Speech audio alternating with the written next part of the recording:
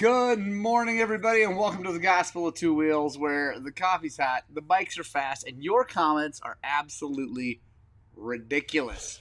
It's great to see everybody here. We got Zach Farkash, my mom, Suzanne Spradling, Steve Thompson, Buck Yasaws, 52A James, Eric Hall, Kenneth Keller, coming in with Revelations 2:7. He who has an ear, let him hear what the Spirit says. To the churches, to the one who conquers, I will grant to each of the eat of the tree of life which is in paradise of God. Good deal, Kenneth Keller. It is great to see you guys all here. It's great to be here in lovely Western Colorado. If you guys are new to this show, if you've just joined in, you've been watching, the channel is growing right now. So if you get this served up in your feed, check it out. This is our weekly podcast, live show, whatever you want to call it. Excuse me. Where we, Craig, what is happening? Where we talk about dirt bikes, talk about all kinds of cool stuff. So, it's a question and answer deal. So if you guys have questions, please ask them. I'm here to, right on. Zach Farkash says, thanks for the Mako 360. Made a huge difference on my bike. Awesome. So Zach was one of the winners of our last giveaway. This bike is still here. From the big grand prize win of the last giveaway, and it's not been picked up, mainly just the timing because he won a trip out here to ride too. So we're trying to line all that. Roger Hurd, Chris B, what's happening? 110 today. That's brutal. Make sure you guys hit the like button if you're watching now or later. Make sure you if you're watching live, you got to back out of the chat, hit the thumbs up, and then come back in. Let's go through the news. Hey, there's my buddy Suresh. How's it going, man? How is Nepal right now? It's about 7 o'clock at night there, and I bet it's beautiful because it's always beautiful in Nepal. The weather is not always beautiful in Nepal, but it's beautiful in Nepal no matter what. So, guys, quick news. Thursday night ride. We are riding tonight. We're going to go up to Highway 90. We're going to park at States Draw. That is where we're unloading and going for a dirt bike ride. Gonna maybe try to do some harder stuff. It depends on who shows up. Please show up no matter what your skill level if you want to ride. But if we end up with a bunch of accomplished people who are willing, we'll probably try to maybe go up. Let's see, is that open yet? I don't know.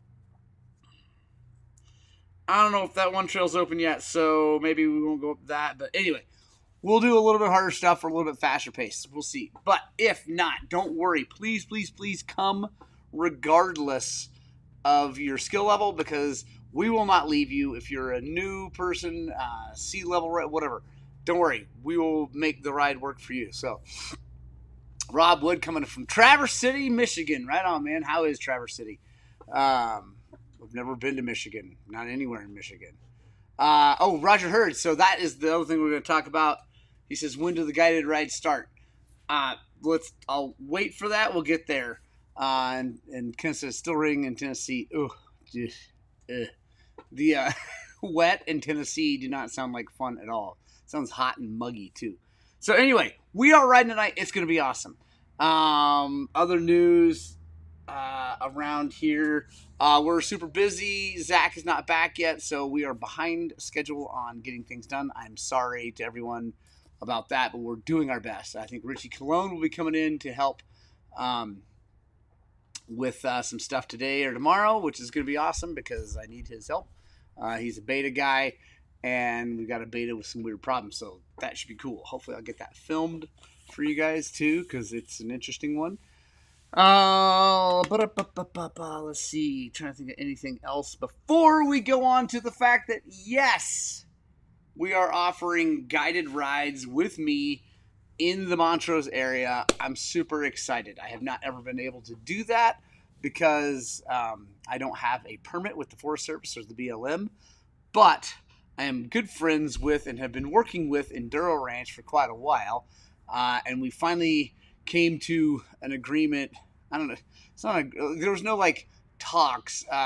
They just reached out and said, hey, do you want to be like an employee of us so that you can do rides and be a guide? I'm like, yeah, dude, that sounds great. So I had to re-up my first aid certification and we're good. Now I'm a contract guide for Enduro Ranch. So it's really cool because I'm using Enduro Ranch's permit. I am an Enduro Ranch employee when I do those rides, but it is all about Highland cycles and my knowledge and all that good stuff. So I'm really excited about that, guys. Just so you know, the price, hold on, make sure. Craig says installed Mako 360. Arm pump was gone. Sweet, that's awesome. Dude, Mako 360s are the key. Are you missing the 300XC any now that you're by your all blue crew and stuff? No, not really. Although I do really like this motorcycle a lot. But no, I'm having so much fun on the other bikes, it doesn't really matter. Random rants coming in from the lovely almost continent of Australia. What's the go with? So yeah, with tours. So here's the thing. They're going to start. I mean, I will be open and ready for people to hire me and get lined up starting in probably like second week of July. Although I got like whatever.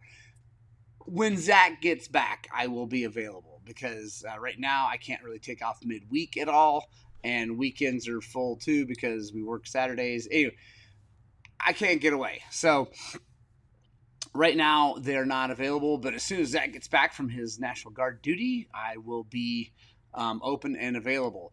Now I'm thinking about putting together some like specific rides. I'm actually going to Bruce Kennedy. What's happening?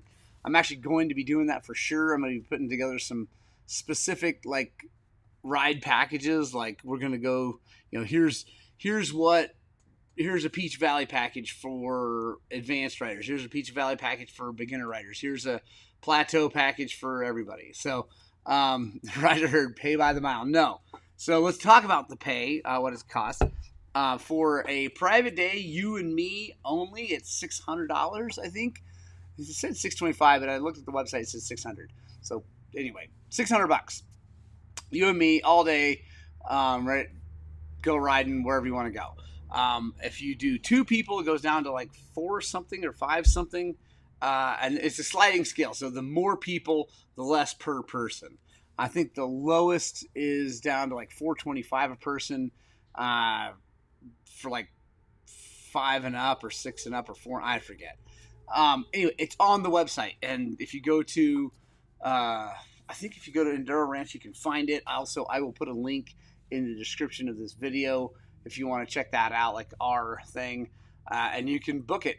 We've already got guys booked for September 10th, and then we're working on another group coming in this fall from Texas. So anyway, that's the thing. I'm really, really excited because I've wanted to do something like this for a long time. I just haven't had the permit or the time to go get all the permits, and Enduro Ranch has done like a ton of work to get permits for all around here. So it's really cool that we're getting to work together. I'm really, really happy.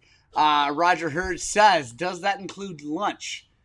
Yes. So it does. Now, the thing is, normally it does not. So if you were to hire anybody else from Enduro Ranch, that would not include lunch. The price is the same. But my thing is, I have been on a ton of guided fly fishing trips with my father over the years. And one of my favorite parts of the day is lunch. You can tell by me, I'm not super skinny, but it's lunch because not only is it great, tastes great, all that stuff, but it's a time to sit down with the guide and just talk about life, not necessarily just fishing. In this case, not just dirt biking, although we could talk about dirt biking. But yeah, it's a time to just hang out, have lunch, have a drink, have a cookie, you know, whatever, hang out, and then go ride. So yes, it will include lunch if you come with me. And I will be taking care of that. It won't be fancy, I can tell you that, but we will have lunch and it's going to be awesome. Matthew Coolidge coming from the deep woods of Maine. Man, how is it up in Maine? I bet it's already really nice up there. So, I mean, I guess we're already into late June, so I don't know. Every time I think of anything north of here, I think it's cold all the time. So yeah, I'm really excited, guys. Obviously, we can do some custom trips. We can work on. I'll probably put together some like trips that include hotels and all. Obviously, the money goes up. All kinds of cool stuff coming with that. I'm really excited. I'm really amped about the YouTube channel and about that, and trying to like build that whole thing into its own business that can then support itself and not rely so heavily on the shop. So I can maybe give a little more control of the shop to Zach and Leandra. And I'm, obviously still a part of it because I love this shop. It's part of who I am. But yeah, just open up some more opportunities for me to do even more cool stuff. Go back to Nepal with Suresh. That is definitely on the books. Also, guys, our trip to Mexico, it's actually full right now. We've got 11 people going. And so I'm super excited about the Baja trip. It's full. But I talked to Justin, and because Zach, actually, my mechanic, is coming with us, because we're going to have a little bit of extra staff, with Zach being a mechanic, me being a mechanic, having other guys down there, we actually might have room for one or two more because of that. We weren't sure how many people we're going to have coming as staff. So, but those people are going to get not picked. If you want to reach out, if you're interested, let me know. It's $3,300. That includes food, lodging, guides, 5 days of riding, 6 nights in hotels, all your food. It does not include alcohol. Does not include, obviously, souvenirs, things like that if you want to take stuff home. So if you're interested, let me know, because there might be one or maybe 2 more spots open. Kind of depends on the person, to be totally honest. We're looking for really good riders. This is not a putt, go down dirt roads ride in Mexico this time. It is single track. It's going to be tough. It's going to be amazing. It's going to be out in the middle of nowhere, so you're going to have to be competent, not break bikes, things like that. Roger Hurd, do I need a driver? I don't, because Justin is taking care of all that. At least I don't yet. But let's stay tuned, because we might. I don't know. I'm not sure exactly what the story with all that is, but send me a private message, because maybe we do. And if nothing else, maybe you could just come and hang out. So that'd be awesome. So enough of that stuff. What do you guys want to talk about? Let's talk about dirt bikes. Let's talk about that beta that we're having trouble with, a weird one, because it's a good one. It's a 2021 300RR race that a friend of ours bought, and the guy who he bought it from is a friend, and the bike always worked good for him, but then it sat for a while because the guy bought another bike. He decided to sell it. Anyway, he bought the bike. He put a Electron Billetron Pro, the newest, baddest Billetron Pro, which I've actually heard good things about from other people that I trust, although I'm not a metering rod carb guy. But anyway, and this gentleman who now owns the bike has had lots of electrons with 0 issues. The bike will not run worth a crap with that thing on there. It runs like it's super rich. He's adjusted everything he can adjust. He's talked to Electron. They've told him all kinds of things. He's tested blah, blah, blah, blah, blah, blah, blah, blah. Something's not right with the motorcycle. So, we are going to be looking at reeds to make sure we haven't chipped a reed, because, who knows, it happens. We're going to be looking at the electrical system. We're going to be doing all kinds of things to try to dial that thing in. Betas don't have the best electrical connections on them. The actual parts seem to be fine, like the stator, the ECU, throttle position sensor, whatever. All the actual components seem to be just fine. Like, that's not usually a problem. It's the connections. Roger Hurd, go back to stock. I agree. Unfortunately, I don't think he brought me a stock carburetor, which is unfortunate. But you're right. I'm with you. Stock is always good. Obviously, I modify the crap out of my motorcycles, but when things go south, going back to stock is always a good start, because the engineers at these companies have put a lot of time and effort into it. That would cost like $8,000 over here when you win the lotto. Right on, Random Rants. Win the lottery, get your butt over here, and go to Mexico with us. It will be awesome.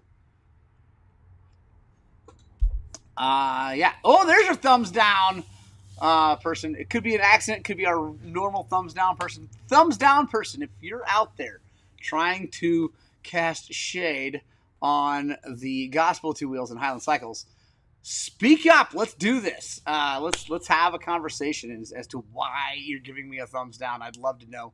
I'm actually always trying to make this thing better. The YouTube channel, my shop, my life, everything. So, yeah, come on at me. Lucky Licked You, got a question for you.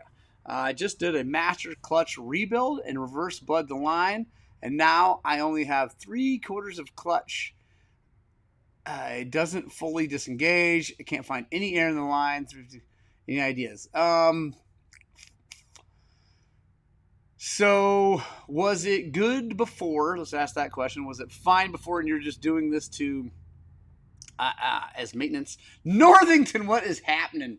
The thumbs down needs a hug. Yes. So was it good before and you're just doing it for maintenance, or had it gone south previous and you're rebuilding it? So one thing I have found a lot of times, Lucky, and I'm just, we're here on the internet. I have no idea. Don't know your experience. Don't know what the bike is. I'm not standing there. But one thing, oh, Kenneth, I love it. Thumbs down, folks ride humpless camels. That I have found is that when you're rebuilding a master cylinder and all this stuff, you need to take that clutch lever and back the adjustments all the way out so that it can open all the way up, and then so the plunger can come all the way out. I should say not open, come all the way out and all the way in to bleed. Because a lot of guys over time, they'll tighten up that adjustment so that they just barely have to pull the clutch to have it disengage, which I like. Smiley Hansen, that's awesome. And if it's you that's doing it, that's rad. So I like that. I like to just not have to move my clutch much to get it to disengage.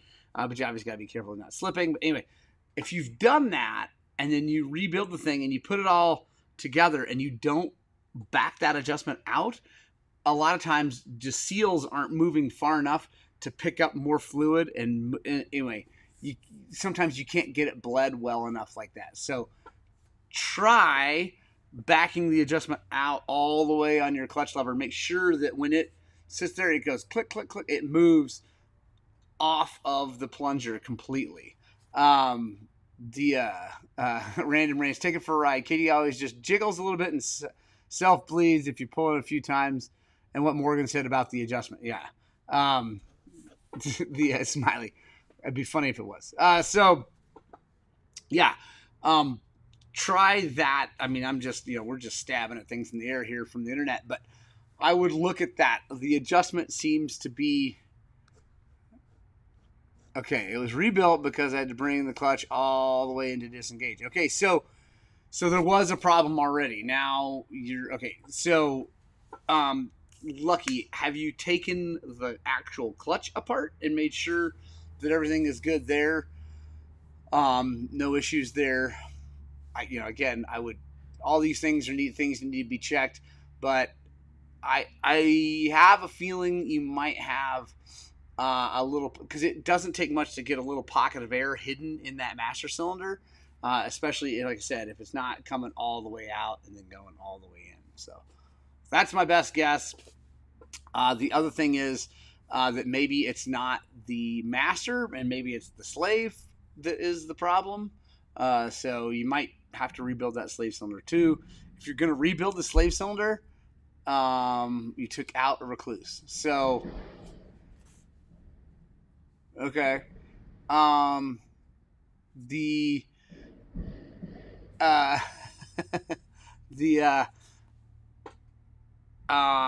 Sorry, I'm just reading Smiley's thing. You went back to the original clutch. So did you put the original slave cylinder back on? Also, if you didn't and you put the recluse adjustable slave cylinder on, that could be part of the problem. I'm not sure. I bet you put the original one back on, but you need to check it out. Speaking of reeds, is there a service interval I should just replace them or just inspect regularly. 24 300 XCW, 115 hours. That's actually a good question, and one that I don't really have an answer for exactly. I don't know from I don't know what the service. I'm sure there's a service interval. I'm sure there's a service interval somewhere out there for reeds. I don't know what it is. For me, I just every time I do a top end, I look at them really good. If they look good, I put them back in. Reeds these days, because all reeds on all bikes now stock are carbon fiber. I don't think there's a plastic or I think it's whatever the old ones were. I don't think any of that is left unless you have an old bike. I think that is long gone. So carbon fiber reeds last a very, very, very long time. So I don't think I'd worry too much about reeds other than, like I said, when you do a top end, look at them. Because if the bike's running good, if the bike's running good and you're doing a top end, take it off, look at the reeds, make sure there's no gaps, no chips, no fraying, put them back in. If the bike starts to act up, then it's a place to check. It's a relatively easy place to check, especially if it's kind of a slow degradation. Well, unless you chip one, it just doesn't happen that often. It does happen. It's not that often. I'm smiling and said 1 out of 58K ain't bad. I know. Oh, I know. I just like messing with the people. So, so yeah, reeds every top end. Check them out. You'll be good. And as far as the clutch plates, yes, original slave. So again, if you put all that back on, it's really easy for a little tiny bit of air to get in one of those parts. So I'd make sure your adjustment's good on the lever, and you can try bleeding it again. I know it's a pain, and reverse bleeding obviously is the way to go, but you can still get an air in the line, in one of those units, especially the slave cylinder. It's a way to get there's definitely little crevices and stuff you can have air left in there. So okay, I'll start with all that. The only other thing I learned, which might be unrelated, was apparently there's different slots in the clutch that adjust the pressure on those KTMs, so I could pull it out and then stiff. Oh, so yeah, there's different holes in the ring that pushes the Belleville washer. I don't know, a tension ring. I don't know what you call that thing, but I should learn that. But you got the Belleville washer spring that is the clutch spring, and you got that ring on there. There's different things, but that wouldn't make any difference on what you're dealing with, just so you know. Tony Bourne, thoughts on 89 non-ethanol from Maverick, enough octane for elevation? 100%, Tony.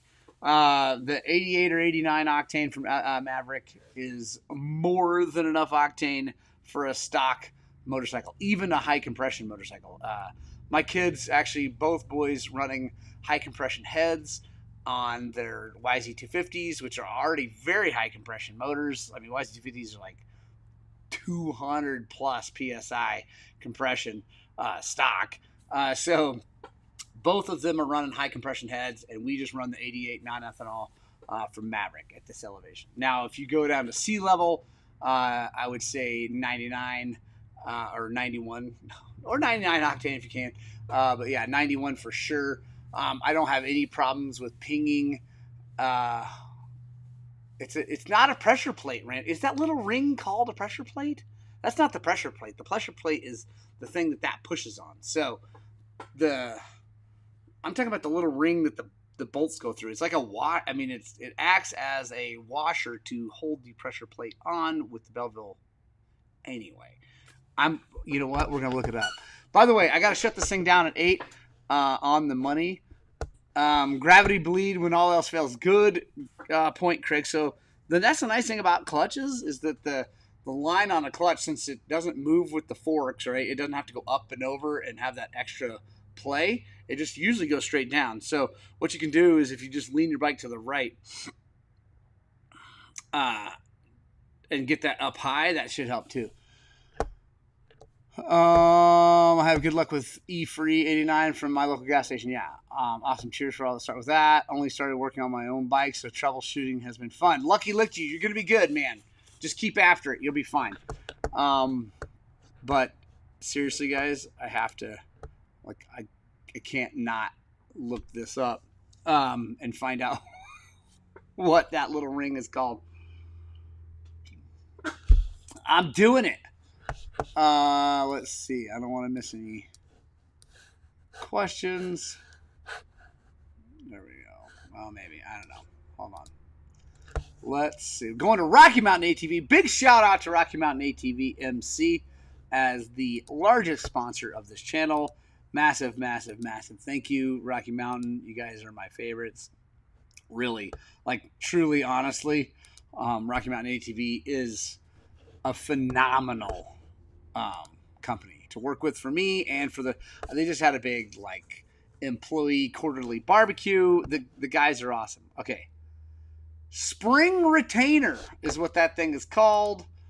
That little dude is a spring retainer, which makes sense. It's a retainer. 500 episodes of the slog later. I'm getting there. Awesome. Me and old school. So don't know about that adjustment. Sorry. Everyone have a great Thursday. Yeah, Zach Farcash. Big Bear Ride. Ooh, Smiley Hanson. Big Bear Ride. I've heard that is phenomenal. Awesome. I'm guessing you're going. Have fun, Justin. Have so much fun. I've heard that. I really would like to do that one of these days. Friggin' hammering. There we go. We got time for probably like one more question. I don't think I've missed any. Rocky Mountain ATV is an amazing company to do. It is an amazing company to do business with. Ooh, and now I have a little QR code. I should put it in here on this thing so people can scan it while they're watching this. I'll figure that out. So, yeah, I have a QR code to go straight to my link with Rocky Mountain, and that's going to be showing up in the videos, just on the bottom and all that stuff. Tony Borian, what is Red Mountain Trail like? Smiley Hanson, have a blast. Red Mountain Trail. Tony, Red Mountain Trail or Red Canyon Trail? I don't know what Red Mountain Trail, that I'm not sure what Red Mountain Trail, because I don't know if there's any single track on Red Mountain. Oh, there, Red Canyon. There we go. Red Canyon Trail, Tony, is, well, didn't you ride it with us? No, you didn't ride it with us. We went down it 2 weeks ago in the mud, and you were not there. So if you go down from I think it's, I'm stabbing at it from the north. Like, if you go down it from the Aspen Loop States Dryer, if you start there and go down, it's really, really steep going down, but it's not too bad. And then the climb out the other side isn't terrible. It's tough that way. The other direction, the very top, is very hard, in my opinion. It's not hard enduro hard, but it's light to moderate enduro hard all day. Yeah, it's for real. So there's my mom. I love you, Mama Bear. So yeah, the top of that is tough, and that may or may not be what we might try tonight. I don't think it's open, so I have to look at the closures, although it is June 19th. We'll see. Jay Wild, have a great day. Yeah. Smiley Hanson, good luck on the Big Bear Ride hard way. You got it, dude. Crush it, dominate, all that good stuff. Yeah, Tony, if you're riding with us, yeah. It'll be good. All right, guys. I want to quickly share a Bible verse because that's what I'm trying to do at the end of these things, because I love you guys. So, Rich Noble, what's happening, my man? Dude, the Omni-Wall cart is coming in clutch at my house. I will be doing more of that anyway. 1 Corinthians 15:57. But thank God he gives us victory over sin and death through our Lord Jesus Christ. Amen. Thank you, Jesus. Thank you, all of you guys, for watching these videos and joining in. It really, really warms the cockles of my heart. You guys join me for these things. If you're watching these later, thank you again. I appreciate it. Please stay tuned for all the awesome things coming. Make sure you tell your friends about this channel. Like, blow this channel up. I got to get to 100,000 subscribers just because it's a goal. I'm a goal-oriented human, and that's my next big one. So I'm trying to figure that out and make it happen. Because, yeah, I want to do YouTube almost full-time-ish. You know what I mean? Like, I'll always be here at the shop, but, like, yeah, I want to make this happen and kick some butt and all that stuff. So I love you guys so desperately much, and I hope that what we're doing here is inspiring you guys to work on, but much more importantly, get out and ride your dirt bikes!